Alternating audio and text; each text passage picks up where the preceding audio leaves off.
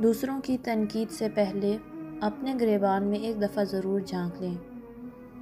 हज़रत अबू हुरैरा रज़ियल्लाहु अन्हु से रिवायत है, उन्होंने फरमाया, तुम में से एक आदमी अपने भाई की आँख में पड़ा हुआ तिनका भी देख लेता है और अपनी आँख में पड़ा हुआ शहतीर भी उसे नज़र नहीं आता। इंसान को चाहिए कि अपना तज़किया करे, दूसरों के ऐबों पर नज़र रखने की बजाय अपने अहवाल की इस्लाह करे, लेकिन उसका ये मतलब नहीं कि अमर बिल मारूफ व नही अनिल मुनकर का फ़रीज़ा भी अदा ना करे।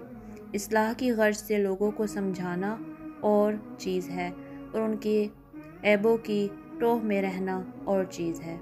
इस फ़र्क को समझने की ज़रूरत है।